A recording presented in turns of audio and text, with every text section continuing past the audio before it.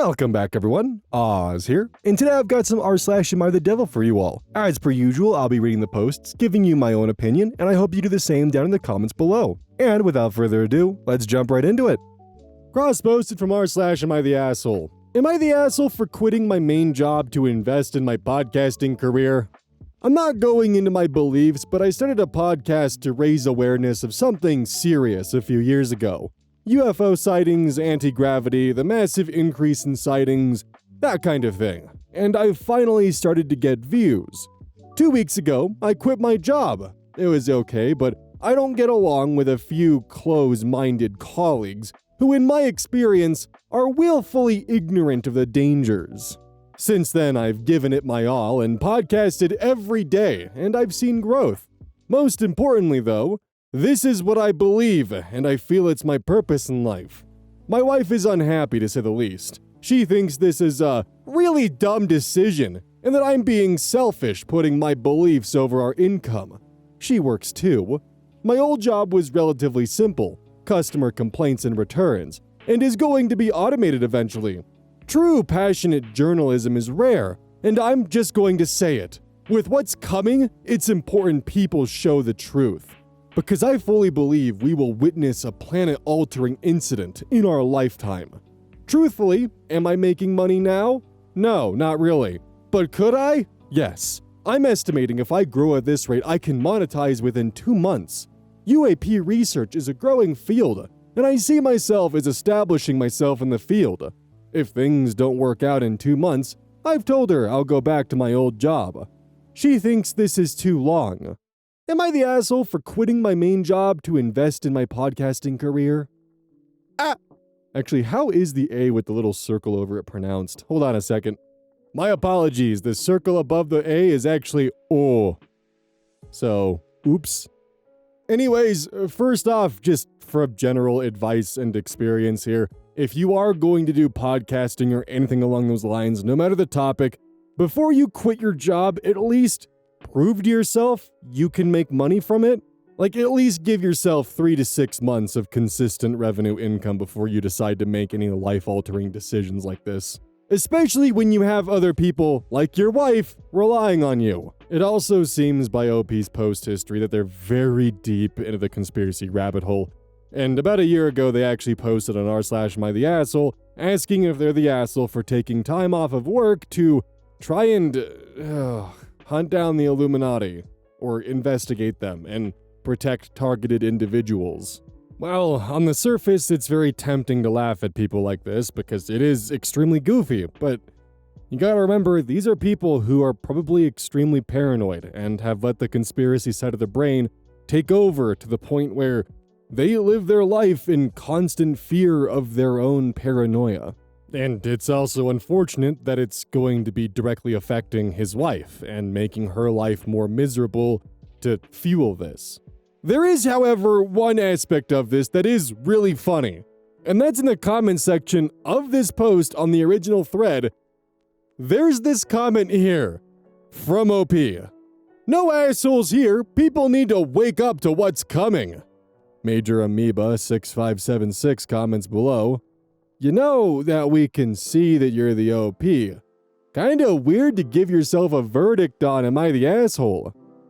Which means that he probably forgot to switch to his alt account before commenting this. Kind of a bit goofy and funny, but there are other comments where it's very clear that he fully believes that he's trying to save the species from extinction. This is one of those tricky and difficult instances where OP here very much needs to seek out and get help. However, this does not excuse the fact that his actions are actively hurting his wife. There's also the fact that on top of this, if it wasn't for even the subject matter of the podcast, still leaving your job to pursue a podcast that isn't even making a dime yet, not a good idea. You can't build a foundation based upon hypotheticals. It takes work and it takes process to actually get there.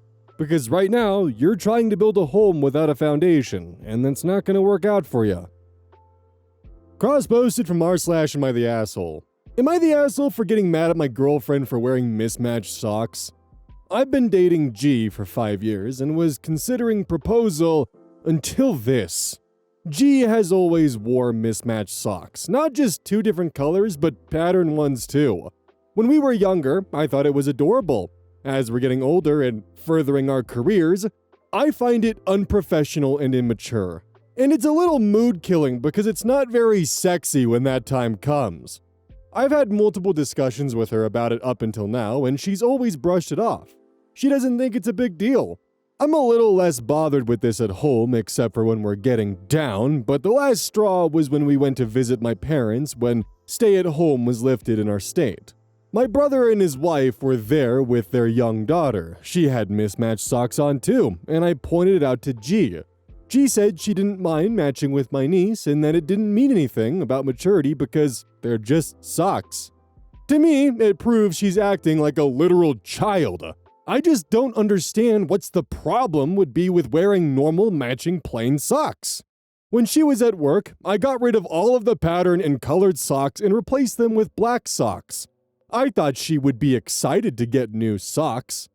She blew up at me, accused me of being the immature one, accused me of needing to feel in control, etc.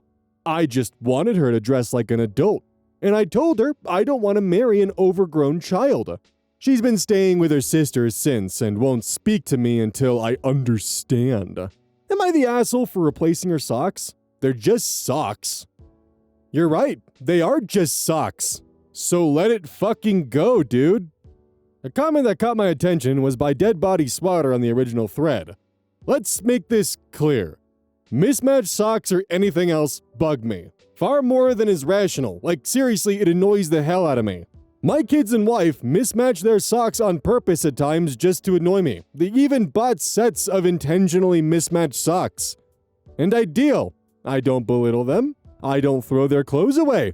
I pull up my big boy socks that match as God intended, and I move on. You're the asshole. Massive, gaping, huge. Like, buddy, you just come off as extremely insecure. Also, why are mismatching socks like such a turnoff to that extent? Are you just, like, the socks have to stay on during sex and I can't stand looking at them mismatched. You don't understand. Like, dude, have her take the socks off. Like, seriously. Also, gotta love the guru mentality of, yeah, I threw away some of her wardrobe without asking her and replaced it with black, boring socks. I'm sure she'll be excited about this. And ironically enough, despite what you state in your post, you are being controlling, dude. She's not accusing you of being controlling, you just outright are being controlling. How is going into your girlfriend's wardrobe and throwing things away and replacing it with something that you prefer and something that she would not prefer not controlling? Can you explain that to me, please? Cross-posted from r/AmITheAsshole. Am I the asshole for not wanting my soon-to-be brother-in-law at my wedding? Hi everybody, I, 26 female, am about to get married to my wonderful fiancé, 28 male. He and I have been together for 5 years and our wedding is set to take place in the spring. So, for some backstory. When I was 18, I was on a date with a guy who was 18 too. We went out to dinner and I thought we had a really great time and really liked him. After our date, I texted him, telling him I had a great time and would love to meet him again.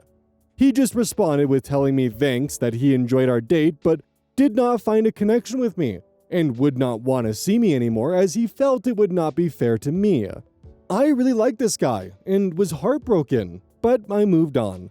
3 years later, I met my now husband. When I met him, I had no idea who he was. We hit it off and clicked instantly and fell hard for each other.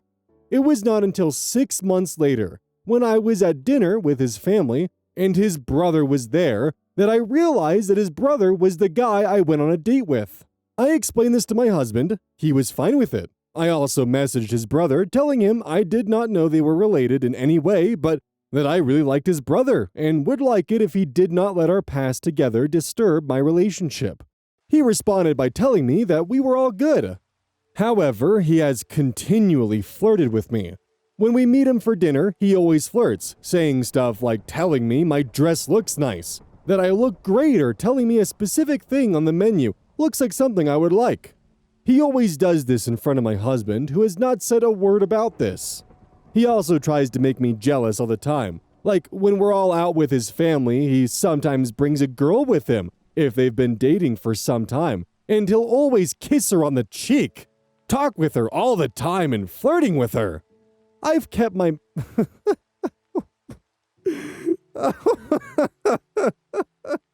He's trying to make me jealous by kissing his girlfriend's cheek.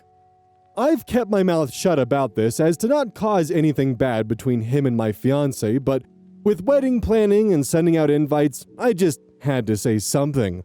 I told him I don't want his brother there because his brother always flirts with me and tries to make me jealous. My fiance looked dumbfounded and asked when this happens, if his brother does this stuff when he's at the bathroom or simply not looking. I told him no and brought up all the things I did here. My fiance laughed and asked me if I was okay in the head and if I was joking. I got angry at him and said that if he could not see how truly disgusting his brother's behavior is, then he is not who I thought he was. We've barely talked since. I got a text from his brother saying that he was sorry if he ever made me feel uncomfortable and that he had no intention to make me feel that way. My fiance is still mad at me. Was I really the asshole for this? I just want my happiest day to be my happiest day, and it can't be that if I have to worry about his brother doing something. Sadly, the worst has once again gathered a bunch of fun comments for us to look through. I absolutely adore their contributions to r/AmITheDevil. Copied verbatim from OP's comments. You're the asshole. Yeah, the dude is just being nice to you. He wasn't flirting. OP responds, if he wasn't flirting with me, then he wouldn't apologize for it, which he did.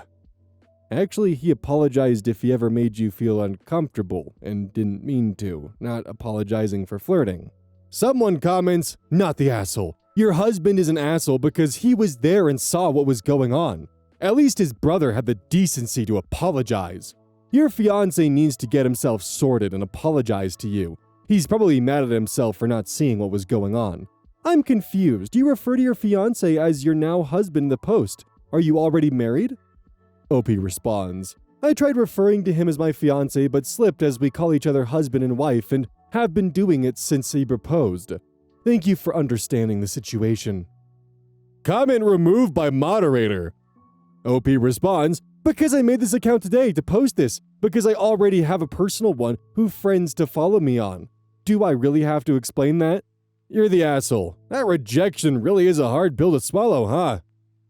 OP responds, I'm past his rejection of me. You're the asshole, big time. You're heartbroken after a guy was a gentleman and after your first date said he didn't feel a connection and didn't want to string you along. That is you problem. Heartbroken after one day, then you meet his brother, fall for him, and everything is good. You find out that they're brothers and he says everything is fine. Now you get mad and call it flirting when he says a compliment like nice dress or hey, you look good. It's called good manners, not flirting. And the only one sees anything wrong with him bringing a girl around and kissing her on the cheek and is trying to make you jealous.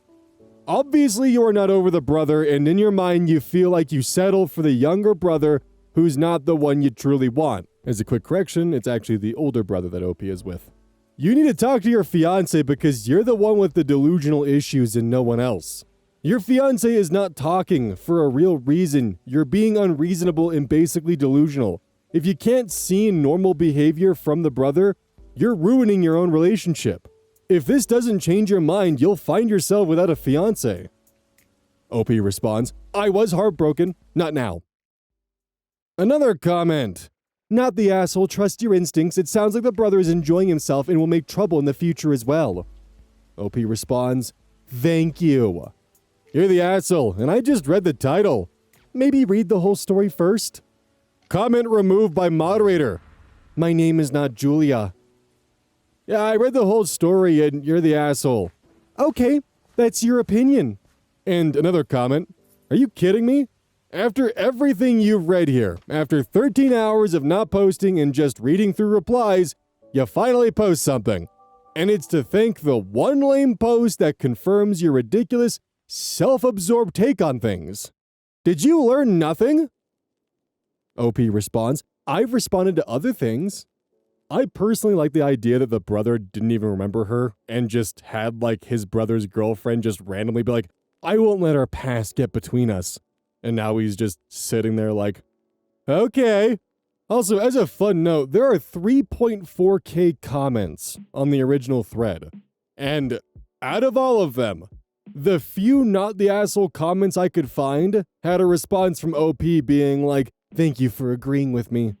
Like, you've made up this whole scenario in your head about how he's trying to flirt with you when he's not, and now you're convinced 100% that he's going to try to sabotage your wedding because he's clearly not over you, when you've watched him bring his girlfriend around and gasp, kiss her on the cheek to make you jealous apparently. When you look in the mirror, do you think the reflection is copying you, out of curiosity? Cross-posted from r/AmITheAsshole. Am I the asshole for asking my ex-husband to cancel a trip between our daughter and his partner because I'm struggling emotionally? My ex-husband and I are divorced and both have new partners. Our daughter is 19 and lives with him. She has been spending time with his partner for almost a year, and they planned a trip together. My ex-husband is not involved. I know our daughter is an adult and that there are no safety concerns. Rationally, I understand that. Emotionally, though, I'm really struggling with the idea of my daughter traveling with my ex's partner. It brings up a lot of pain and feelings I don't feel proud of.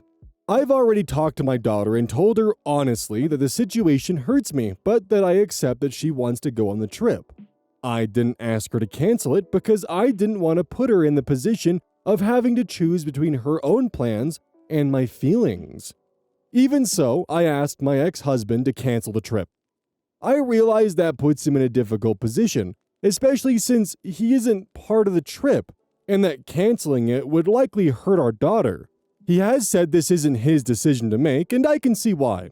I'm torn between trying to manage my own emotions and not wanting to cause harm to my daughter or cross boundaries with my ex. I don't know if asking him to cancel the trip was unfair, or if it was reasonable to ask for help when I'm struggling. Am I the asshole for asking my ex-husband to cancel the trip instead of handling my feelings differently? Info. Our daughter is 18 and legally an adult. There are no safety concerns related to the trip. My ex-husband's partner would only join for part of the trip. I spoke to my daughter about my feelings and told her I accept her decision to go. Oh hey look, we actually have an example of triangulation right here. Essentially manipulating a third party to get exactly what you want while saying it's not what you want. You're fine with either outcome, but secretly you're pulling strings behind the scenes to get what you really want. You already tried the passive-aggressive guilt trip method, and when that didn't work, you're going after the husband, trying to wipe your hands clean of actually trying to cancel the trip and make it someone else's problem. Make it someone else to deal and deliver the pain. Oh, but it's not me. It's them. Gotta love that you pretty much gave us a play-by-play of how you emotionally attempted to manipulate your daughter, and then when that didn't work, manipulated your ex-husband. Also, if this is your general behavior, I'm kind of not shocked that your daughter has chosen to live with your ex-husband. I would seriously recommend getting therapy and showing your therapist this post. Cross-posted from r/AmIOverreacting. Am I overreacting for breaking friendships as friends didn't call after a surgery? Red exclamation mark emoji, red exclamation mark emoji. I recently am at my lowest with physical health and mental health, broken heart emoji, to the point where my mom has to shower me, and when I have a hair wash day, I get really happy. My friends kinda knew that I'll be undergoing a huge procedure. At first, I didn't tell anyone anything as I was not even able to process the information myself. However, as the time came close, I thought they've been part of some wonderful memories and experiences of my life, and they should hear from me before something actually happens. Just in case. So I did text the newspaper emoji, friend, a person who never keeps a thing to herself, and am sure she must have tell the other ones as it was too shocking for her to digest over the chat. No calls after that to check in, and I received a message 1 hour before my surgery. Oh, what time is your surgery? Like, clown emoji?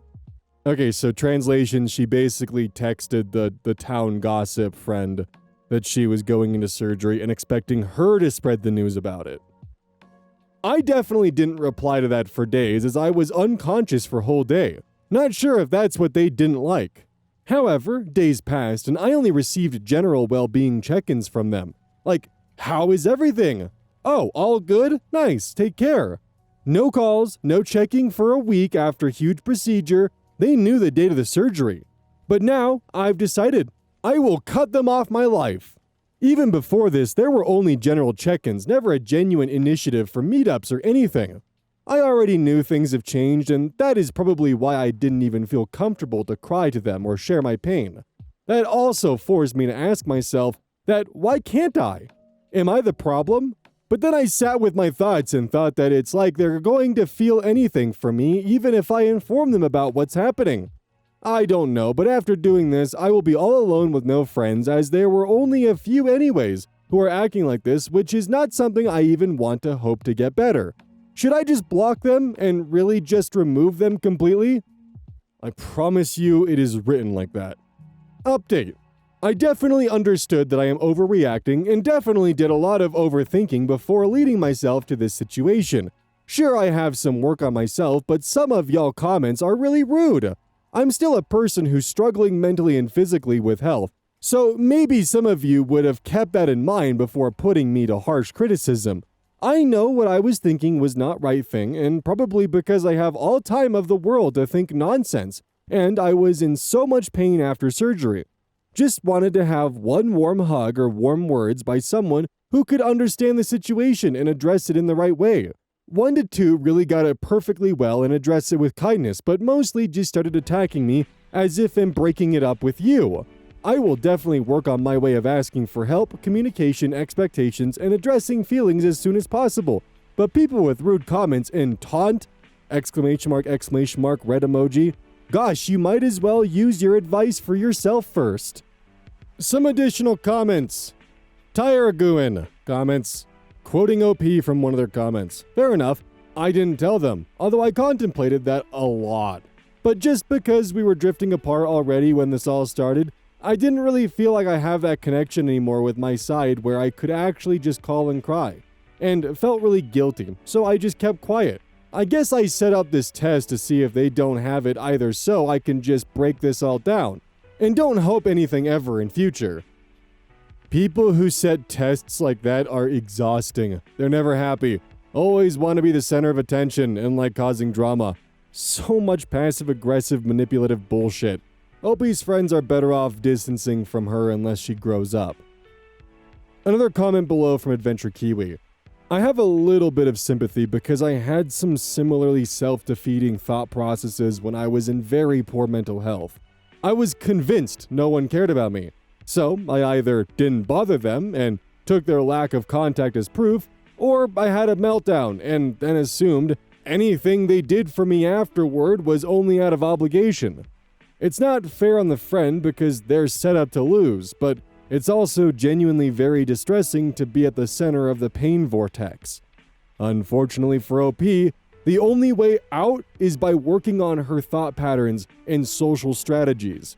External forces can't fix an external problem. In another comment thread, if I heard about a friend's surgery from a third party, I would assume either we aren't close enough for those details, or they want to keep it private. User Dunk on Red Cordial comments, exactly, health issues are tricky. Are you delegating one person to let everyone know, or are you confiding in them about something personal? Make it clear. And that final comment there kind of just helps put all this into perspective. You told one person about a surgery, but not everyone else. And when everyone else didn't comment on the surgery, you then put the blame onto them. I don't know if I would say OP is the devil here. I would say definitely frustrating as hell. Adventure Kiwi, I think, has the right idea as to what's going on here, where you're definitely kind of digging your own grave and self-sabotaging here, and you should definitely work on that, because even from the outside looking in, this behavior is just annoying as hell. In an interesting twist of events though, now you know the town gossip can actually keep personal information private. Cross-posted from r/true unpopular opinion. Being a stepfather is one of the worst choices you can make as a man, especially if the mother already has multiple children from different men. I made a thread prior on how being a stepfather at a young age, 20s to 40s, is basically settling, but my opinion has grown. It's generally a terrible decision to be a stepdad as a man, as opposed to being a stepdad as a woman. Literally jumping into a terrible decision to save a woman from her poor choices of who to father children with and hoping to roll the dice that you and a kids that will never really be yours are a good fit. Plenty of attractive and childless women out there in all ages. I'm almost 35 and me and my partner who I'm engaged to are both child-free, and both her and I agree step-parent life was for neither of us and intentionally avoided dating single parents. Women with kids will intentionally omit the fact that they have kids because they know the high-value men they actually want will usually be put off by that. Oh, fuck, I'm sorry, I didn't realize I was dealing with a high-value man here. Oh, shit. Like it's no big deal. No one grows up imagining their dream partner having a kid already. Most women ideally would have had it work out with the bio-father of their kids, or have waited to parent children with one stable man. And if a woman already has 2+ kids, and any combination of them having different fathers, it's a wash. Stay the fuck away from that shit like the plague. To have kids with not 1 but 2+ deadbeats, and then try to bring on a new man to step up and fix that as a step dummy is insulting for any man being prepositioned to be in that position. I know that with enough wiggle room, you could probably make the military definition of prepositioned work here, but goddamn, that is just a weird way of explaining it. Before anyone accuses me of being some red pill wannabe alpha male, I tell my lesbian homegirls/relatives all the time to avoid being a step-parent. Like, think about it. This chick was straight all her life and is suddenly gay all of a sudden when she needs a stud to help her raise her kids? Emoji? Go find you a nice girl that's childless and you and her adopt. But mostly it's these weirdos out here rushing to be step dummies like they have something to prove. Generally speaking, most men who go out of their way to become stepdads are go-with-the-flow type men at best. But generally speaking, usually they're weirdos. I know some of you grew up with stepdads and don't want to hear this, and you want to believe your stepdad was some superhero. Look, if someone basically subsidized my whole upbringing, I'd think favorably of them too. But at the end of the day, he was probably just there because that situation was the best he could do. Being a stepdad is being a glorified cuck. You seem to have a lot of hatred for a lifestyle that's entirely a choice to participate in. Like, no one's asking or demanding you to be a stepfather, and you're already in a relationship that doesn't require you to be one, so what the fuck is up with this post, my dude? You doing okay at home? I'm a high-value male with a girlfriend. Anyways, here's several paragraphs on why being a stepdad makes you a cuck. Also, what about widows? Or like literally any other kind of circumstance that involves abuse or involves them trying to get out of that relationship because it's not healthy. What happens then? What if you also have a kid? Huh? Does that still make you the step cuck? How does that work in your mind? I mean, congrats on having a true unpopular opinion. Maybe I could actually see this being somewhat, at least kind of relevant.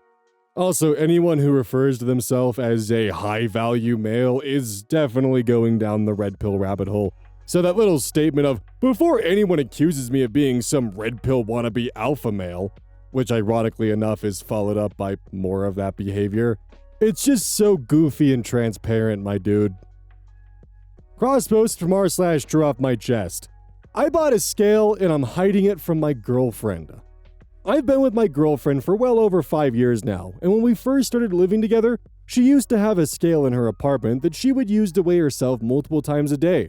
We eventually talked about it, and she told me she had an eating disorder, which is why she tracked her weight and would get upset if she gained. I remember one time she lost 15 pounds in a span of a couple of weeks, and she was excited about it and said she felt good. I decided that we would get rid of the scale when we moved in together, and it's been that way for years. I have recently been trying to keep track of my gains and fitness, and it's hard to do because we have no scale at home. I always had to use my mom's or a friend's scale at their house. Now I bought a scale and I'm hiding it so she doesn't use it because I know she'll fall back into the eating disorder. I joked about it, saying that I would buy a scale and hide it from her, and she said she would find it, not knowing that's what I had done. Now I feel kinda guilty about it. It's like everything was mostly fine until for some reason you started joking about it with her. Like, why would you even bring that up? Like, the thing is, most gyms have scales in them, so you could just do it there if you're, getting gains. Although apparently, according to your comment section, you're not even going to the gym, you just go for runs. So you're not really serious about your gains, are you? And you're actively putting your girlfriend's not just mental health, but physical health at risk. And somewhat teasing and mocking her about it. Like, I know that's not your intention, but that's what that final line comes off as. Oh, I'll hide this scale from you, but I'll still be getting one. Like, dude, you shouldn't even be toying with her eating disorder like that. Like, what are you doing? That's not okay. Honestly, in my opinion, it's not even worth the risk and you should just get rid of the scale and find a different way to weigh yourself. Are your gains really that important in compared to her health and safety?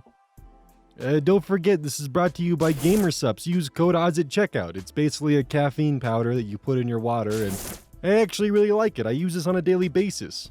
Don't forget that every purchase you make using code ODDS directly supports the channel. And if you want a personal recommendation from me, I would either recommend the Soda Pressing Pear or Dragon Fruit Punch.